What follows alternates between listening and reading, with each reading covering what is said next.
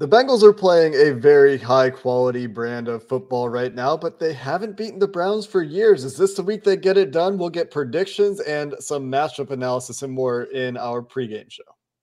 You are Locked On Bengals, your daily Cincinnati Bengals podcast, part of the Locked On Podcast Network, your team every day.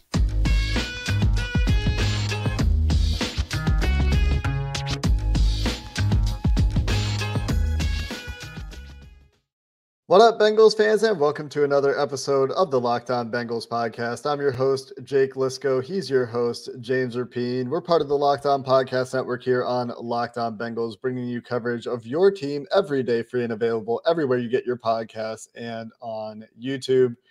Hit the subscribe button, hit the follow button if you're new. The Bengals are making a playoff push. I'm assuming some of you are new to the show, but if you're not, we've been doing this together for almost 3 years now, James? Wow.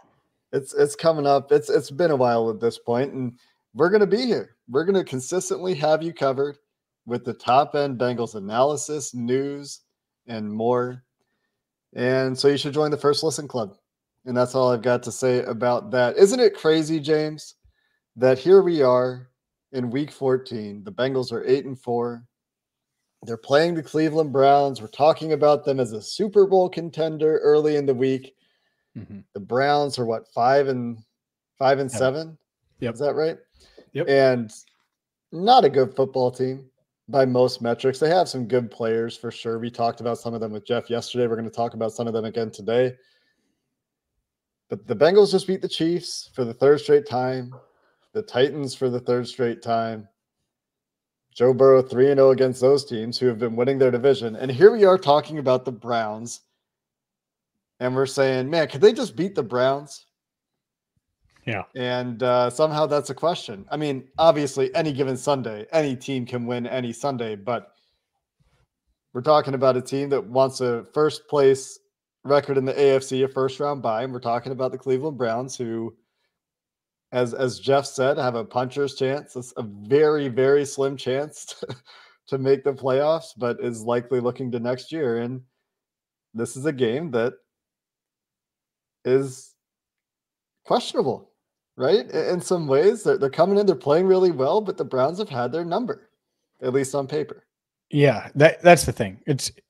This is the game that's either going to make this Browns thing for real and be such a huge topic going into their next matchup whenever they play the Browns again, or you bury it and it's over and it's done. Mm-hmm. And it could go one of two ways. And I think the Bengals understand that. They get it. Now, I don't think that they're rattled about the fact that they're 0-5 against the Browns. They would have crushed the Browns last year in Week 18 had their starters played. They would have crushed them. Baker Mayfield punted on the game, right? Opted to get surgery. What did that mean? Case Keenum, this Browns team, they almost lost to Brandon Allen. It was a close game. It was the most boring snooze fest of a game ever because everybody that was playing in the game, really, most of them didn't want to be there, right? And you could feel it. And, or the starters just didn't play, and the guys that were playing, you're like, okay, well. And so that's where the streak would have snapped. It didn't snap there. And then they go on the road, Monday Night Football. It felt like they were hitting their stride, and boom, they get punched in the mouth and lose. And that's been the fly in the ointment of the past 6 weeks, 7 weeks.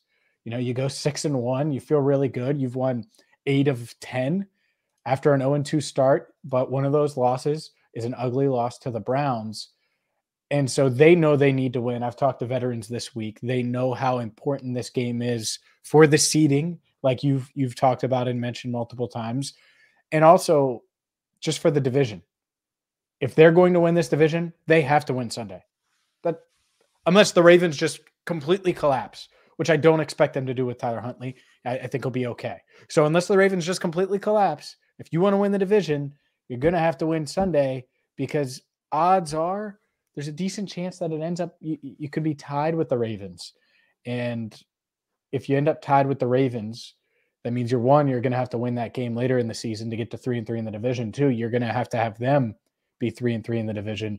And there's no way they fall to 2-4 in the division, the Ravens, that is, and that's a huge tiebreaker. So I don't want to say it's a must-win, Jake, because, They're 8-4. They're feeling good, but it's a win that if you really want to be a number one seed or win this division, it does become a must win. And by the way, Zach Taylor has never led the Bengals to 5 straight victories. Has a chance to do that for the first time during his tenure on Sunday. Yeah, and they should get used to that, I think. And it's not a must win in the traditional sense, but it is a must win if they want to keep that number one seed chase alive that maybe I'm talking about more than anyone else, but it's certainly in play at this point. And like Joe Burrow's MVP candidacy, if you're thinking about that narrative and his chances there, he's probably going to have to win out for that. And maybe you can lose to the Browns if you win the next handful of games, the next 4 games, but I think if he puts up big numbers and they win 11 games, he's going to be right there. It's tough when the record seems to matter so much. One interesting storyline that I've kind of alluded to, and I'm now looking at the information in detail here, is every time the Bengals have played the Browns in the last 3 years, which I think goes back to Kevin Stefanski's first year in Cleveland, it's been after they either got absolutely shellacked by a division opponent or just were on a losing streak or lost to a division opponent. So you go back to 3 years ago, the first time Joe Burrow played the Browns in week 2. The week before that, the Browns lost 38-6 to the Baltimore Ravens. That was Kevin Stefanski's first game. Yep. 38-6. Next week, Browns beat the Bengals 35-30. They play again in week 7. The week before the Bengals and Browns play in week 7, Kevin Stefanski's first game against the Pittsburgh Steelers goes to the tune of 38-7. You catching a pattern here? The Bengals then lose by 3 points the next week. The next year, the Bengals first play the Browns after the Browns lose 15-10 to the Pittsburgh Steelers. They later play the Browns a week after they lose 26-14 to the Pittsburgh Steelers, and the Bengals don't play their starters. But either way, that's 4 straight games now where the Bengals are playing the Browns with the Browns coming off a division loss. And again, this year, the first time these teams played, the Browns come into the game on a 4-game losing streak, the latest of which is a 23-20 loss to the Baltimore Ravens. This time, the Browns may be feeling themselves a little bit coming into this game with 2 straight wins, including one over Tom Brady and the Tampa Bay Buccaneers a couple of weeks ago in overtime. And then they beat the worst team in the NFL. And the Houston Texans, hardly scoring any offensive points. So I wonder if that makes any difference at all. They don't need this bounce back game. They don't need this get right game. The Bengals are playing much better, I think, than they have ever outside of their Super Bowl run in the Zach Taylor time in Cincinnati. I wonder if those trends mean anything once it comes to game time. Yeah, it's interesting that you point that out. And I think Browns-wise, it's a must for a lot of reasons, right? When you talk about playoffs and all of those things. But yeah, to me, it's there's a lot of pressure and outside noise around this Browns team. And I think that part matters. And we can dive into that when we talk about different matchups to a higher degree here. And we didn't talk a lot about Deshaun Watson on the crossover, but we probably should talk a little bit about that because it's going to be a unique environment at Paycor Stadium. And maybe we go there next because I have like firsthand experience of what it's like to be in a bar in Cincinnati with Deshaun Watson on the screen playing football. And so maybe we should go there next. And let's do that. Let's talk about Deshaun Watson a little bit in this Browns offense against the Bengals defense because, well, it is unique to face a quarterback for the first time ever in his second start in 700-plus days. Today's show is brought to you by BetterHelp. BetterHelp Therapy Online. BetterHelp is modern therapy that is convenient, that is going to help you. And unfortunately, life, it doesn't come with a user manual. And when things aren't working, it's normal to feel stuck. And that's why BetterHelp comes in and they're going to help you because their therapists are trained to help you figure out the cause of challenging emotions and learn productive coping skills. And the best part about BetterHelp is the convenience.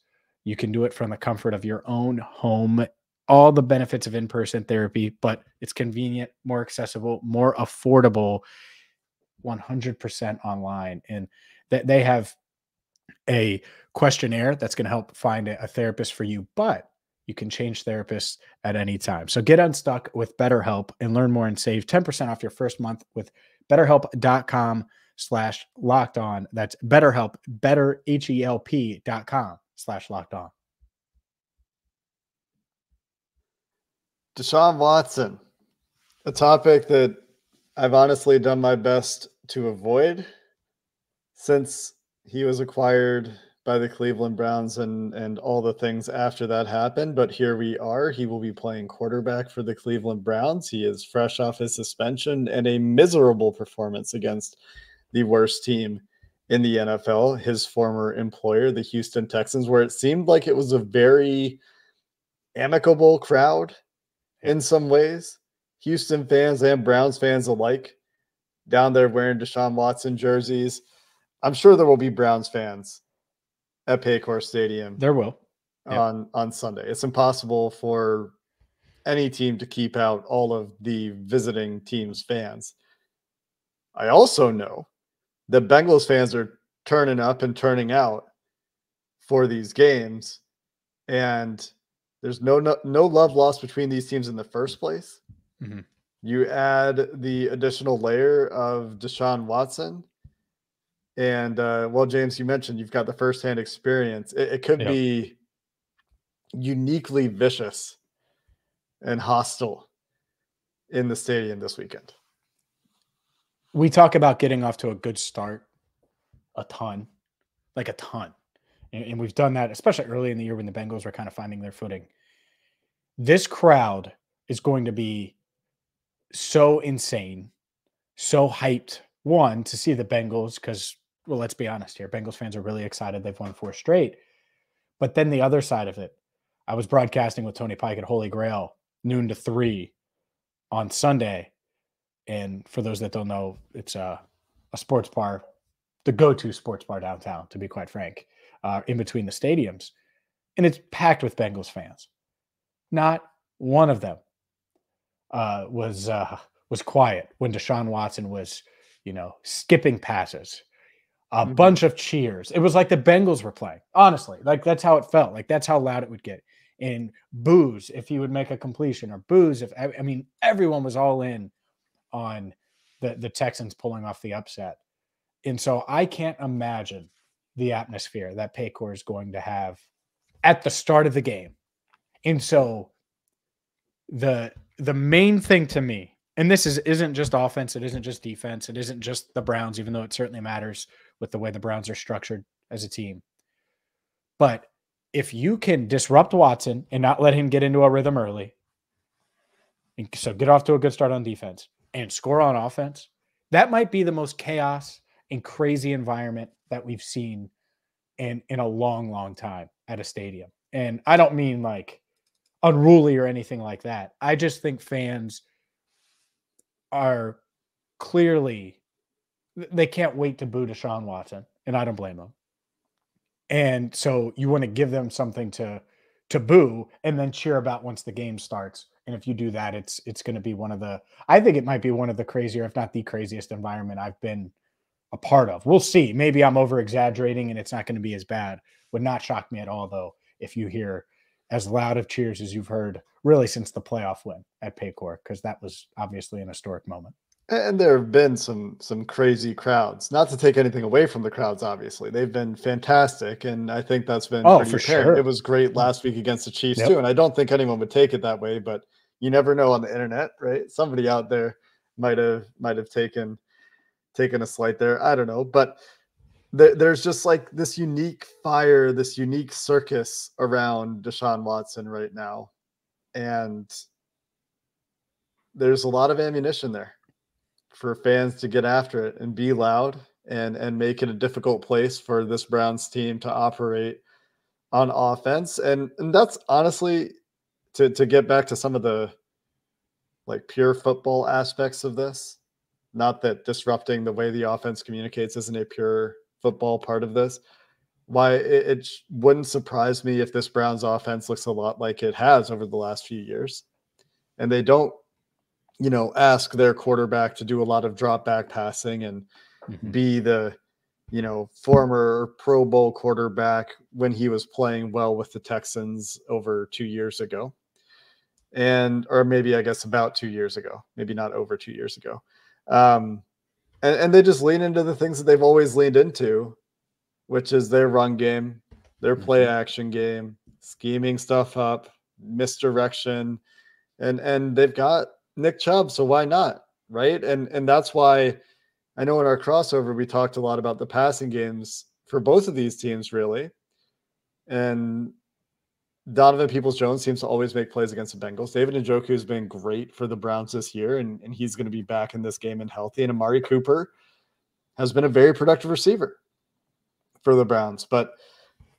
And honestly, on paper, that's a matchup where, you look and you see Eli Apple and Cam Taylor-Britt out there, and you maybe think, maybe that's a matchup that the Browns go after. Maybe they do, right? There seems like there's always a shot play or two where Donovan Peoples-Jones gets loose deep when these teams play. So we'll see if that happens again. But seems like there's a good argument for the Browns to really focus on Nick Chubb. And for the Bengals to really focus on the Browns' run game. And obviously, you need answers to play action and all these things, but we've seen the variability and adaptability of this Bengals defense, and I talked about that a little bit yesterday too. Seems like Nick Chubb is where, if I were coaching the Browns offense, that's where I would start, to try to quiet the crowd and slow down the pass rush and all these things, make the struggling quarterback's life easier. What better way to do it than with one of the better rushing offenses in the NFL? With a running back that I know Bengals players think is better than Derrick Henry. I'm not saying every player, but all that hype about Derrick Henry, right? No, I know. I think he's the best running back in the NFL. Like, if you're taking one right now, probably him, because he's tough. He's tough to bring down. His balance through contact is nuts. And obviously he has speed and can have those big long runs, and he's just so strong and just a workhorse back. So yeah, the Bengals know that the Browns should go that route, and two, the Bengals know that that's probably the key on defense. Obviously turnovers and pressure and all of those things, but it ends with Nick Chubb and finding a way to slow him down. And so that's where the game script part of it comes in, where if you can get out to a lead. Not that they wouldn't still run the ball, but they might not run the ball as much. And you don't want to get down early, by 2 scores, 10-0 or something, and feel like, we're going to pass it now, and Myles Garrett can pin his ears back a little bit. And the Bengals have been pretty good about that, and they stick to their game plan, but they're a drop-back passing team. And so the last thing you want is to be down, be chasing the Browns. And so the start is really big. And in losses this year, when the Bengals have gotten off to the slow starts, the special teams miscues or turnovers, that's how you open the door for the Browns. If you don't do that stuff and you can just contain Nick Chubb, I think you're going to be all right. But you have to do those things, especially early. You have to make it hard on the Browns running game, even if they are successful at times. Like you said, you have to make it hard. You have to do a little bit of a job of containing the production there. And yeah, there's only so much time in a football game, right? So you get down and, you're going to run out of time to do some of the things you want to do to deal with Myles Garrett, or to make it more complicated for the Browns who just want to run Nick Chubb, right? And we've seen that a few times this year. You mentioned it in some of their losses and some of the games that have come down to the wire, the New Orleans Saints game. It's because of this whole timing issue, because there's a time confinement on an NFL game, but the way you get the Browns to stop leaning on the run is you take time away from them. Right. And so if you get to the middle of the third quarter and the Browns are down 10, 14 points and the Bengals offense is moving the ball well, they're going to start throwing the ball, because they're going to start feeling that time pressure too. And they haven't gotten to this place against the Browns since Joe Burrow's been in Cincinnati. But like we said at the top of the show, like I said at the top of the show anyway, this is the best I think this team has been playing on a consistency basis, with and without Jamar Chase, with and without Joe Mixon over the past 4 weeks. And I don't really see any reason that form should go out the window. The Browns do have some guys on defense that we'll talk about here in just a minute. Myles Garrett, certainly the chief of those. And so there will be challenges. But do you feel like they can't overcome challenges right now? I don't. So let's talk about the Bengals offensive side of the ball and get your prediction to finish up the show next. PrizePicks is daily fantasy done right. PrizePicks is something I've used. I know my guy Stan, the man, has used it to a ton of success. What is PrizePicks? Well, it's daily fantasy where you pick 2 to 5 players and whether they're going to score more or less than their PrizePicks projection. So you could go with Nick Chubb. You could go with Joe Burrow. You could go with insert any of these players in the Battle of Ohio, and they'll have a projection. You go more or less, and boom, you hit on those, and you're going to make money. You can win up to 10 times your money on any entry, and it's not just football, or it's not just professional football. No. It's college football. So if you want to do the college football playoff or any of these bowl games, you can do that. Men's college hoops, crosstown shootout this weekend, and so much more. So don't delay. Check them out. Download the PrizePicks app or go to prizepicks.com to sign up and play daily fantasy sports. First-time users can receive a 100% instant deposit match with promo code Locked On. It's up to $100. So if you deposit 50, you'll get 50 with promo code Locked On. If you deposit 75, you'll get 75. 100, you'll get 100. So use promo code Locked On at prizepicks.com or the PrizePicks app and earn an instant deposit match up to $100. So we're going to get to predictions. Gotta, of course, make sure we talk about Myles Garrett again. The Myles Garrett-Jonah Williams matchup will be big. Jeff yesterday mentioned that Jonah Williams has struggled against Myles Garrett throughout his career. That's mostly true. There was one game when Jonah held his own against Myles Garrett that specifically stands out to me. So it hasn't been entirely one-sided, but that will certainly be one of the bigger matchups of the game as Jonah's played at a higher level of late. Really the only bad game recently for him. The worst game recently for him anyways, the last time these guys went up against each other. Myles Garrett is a freak. He's, I think, the best edge rusher in the NFL. It's him and Micah Parsons, and it's probably pretty close with those guys. They're both freaks. Oh, TJ Watt exists too. Oh, yeah, but I think that right now, I mean, this year anyway, they've been healthier. So, okay, this year. I mean, not to take anything away from TJ Watt, but just bulletin board material. The Steelers get off the schedule, and you just kick away TJ Watt. They don't need me to inspire them in Pittsburgh. I hope. Anyway, the passing game matchups we talked about, I think, quite a bit yesterday in the crossover. The secondary of the Browns versus the receivers of the Bengals on paper sounds like strength on strength. Greg Newsome, pretty good cornerback. They're getting a great rookie year from Martin Emerson. Denzel Ward back and healthy, although he hasn't been great this year. His worst year statistically in a number of categories. But what about the Bengals running game, James? The last Joe Mixon back. Yeah. And so people like to talk about Samaje Perine, and that's great, and he's been good, but I like the Joe Goodberry stat where he went back and looked at the Bengals' last 6 games. Joe Mixon averaging 4.8 yards per carry in those 6 games, 5 touchdowns, about 3 yards after contact on average, 7 missed tackles forced on 54 carries. Samaje Perine averaging 4.4 yards per carry in that same time frame, about 3.1 yards after contact, so pretty much the same. 8 missed tackles forced on a handful more carries. They've been similarly productive in the passing game too. So essentially what you've got as a result there is that the running game's working. Mm-hmm. And the Browns remain atrocious at defending the run. Yep. And that's part of getting off to a good start, is not being just one-dimensional and being able to run it efficiently when you need it, right? And, I describe Samaje Perine, and I think a lot of people would, as reliable, steady, you know what you're getting, all of those things. Well, Joe Mixon appeared to have turned a corner, and it felt like the run game and everything was coming together, and it was like, all right, well, Chase went down, but this is how they're going to get through the stretch. And that's how they did, by the way. Mixon scores 5 touchdowns. Perine scores 3 touchdowns. And in 2 of those 4 games without Jamar Chase, they go 3-1 over that stretch.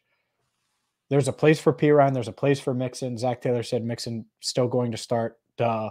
That's always was always the case. That wasn't a debate internally.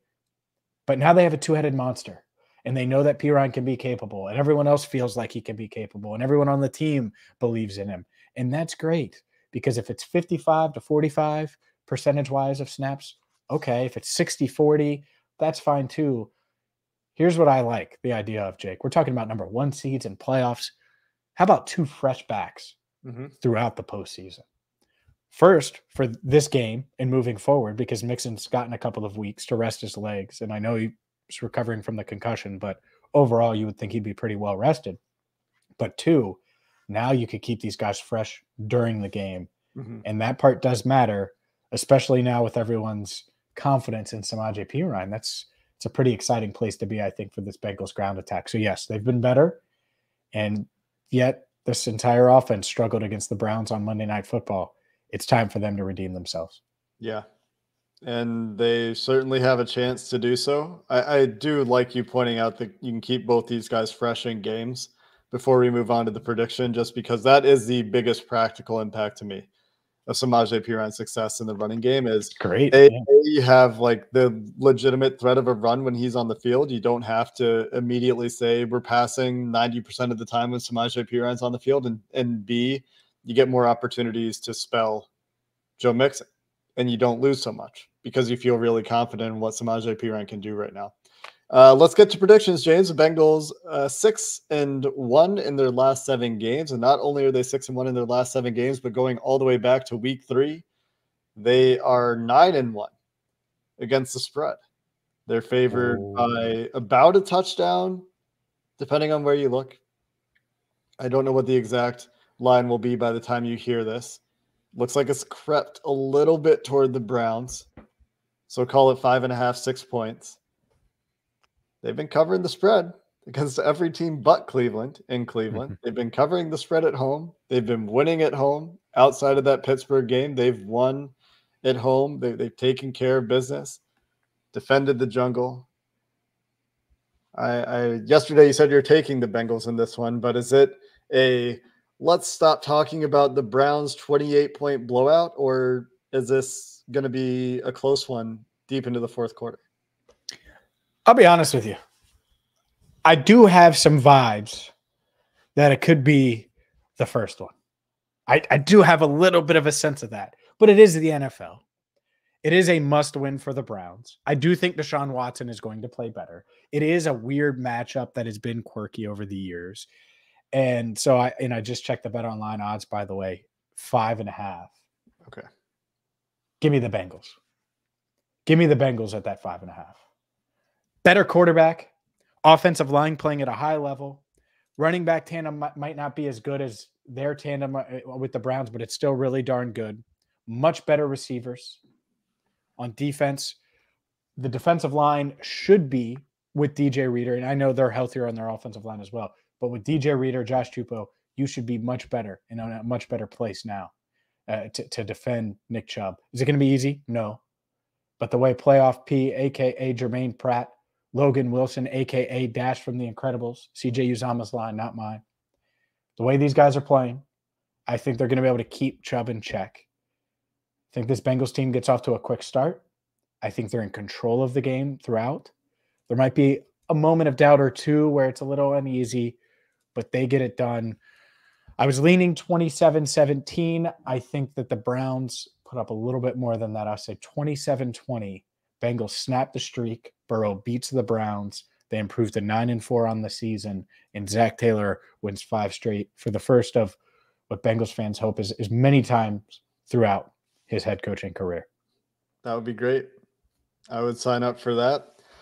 I also get the feeling, but I felt this way before the last time these teams played. I did too. So take it for a grain of salt, you know? Yeah. Take it with a grain of salt. I mean, but you also said, maybe not publicly, but throughout that week when we were talking about it before the game, you kept telling me, like, man, it's going to be crazy up there. Prime time in Cleveland, like, it's going to be a crazy environment. It's going to be weird. Crazy. And it was crazy, and it was a little bit weird.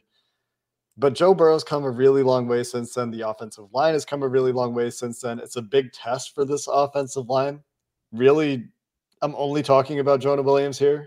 I feel relatively good about the rest of these guys. And, you know, it's the NFL. Anybody can make a play at any time. But the Bengals are missing Chidobe Awuzie, which sucks. Getting the Amari Cooper Cheeto matchups is something fun about these games because those two guys are best friends. And so it's too bad that won't happen. The Bengals are missing a Hayden Hurst, but the Browns are missing Sione Takitaki, who literally played the best game of his life the first time these teams played and was massive in that game. And it's a linebacker, so, we've seen what linebackers can do, but generally linebackers aren't the thing that are the Bengals offense's kryptonite. Was a bit of a problem in that game. That's why I've been talking about the run game. And I think that will matter for the Bengals this week. Going to be interesting to see if they elect to receive again, if they do in the coin toss and keep that going. It's just no one else in the NFL is doing that right now. It's fascinating to me that this team continues on that track. But we'll find out. The Bengals at home this time. Going to be loud, I imagine. Going to be raucous down there. So have fun if you're going to the game. And let's see what happens. Let's see if the Bengals can get that 5-game winning streak and keep themselves in position. I hate every time that the national media finally starts paying attention to the Bengals and then they go lay an egg. This happened a couple times last year. Mm-hmm. But this team does feel different to me. It does feel more sustainable. I agree with everyone who's saying that. So we'll see. We'll see. We'll get another data point this week as to whether or not that will be the case. And we'll be back with you after the game with the post-game takeaways and all the immediate reactions as the Bengals will have finished their season series against the Cleveland Browns. So until then, enjoy your weekend. Thanks for listening to the Locked On Bengals podcast. Hoo day, and have a good one.